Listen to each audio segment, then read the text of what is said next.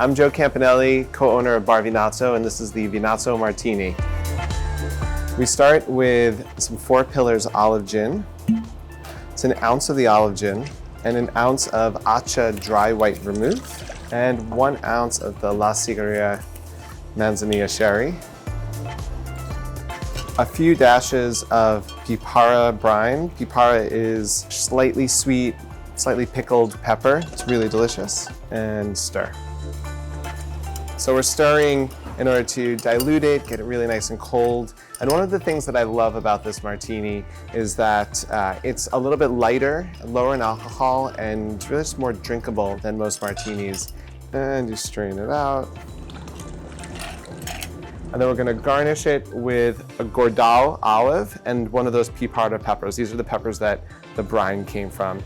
The 2 emerging trends in the world of gin, more availability of craft products, of smaller artisanal products, which really goes in line with our philosophy when it comes to wine. All of the wines here at Vinazo are small and medium-sized producers. We like to support our community, our neighborhood. Artisan production and local products when it comes to gin are really 2 things I'm excited about.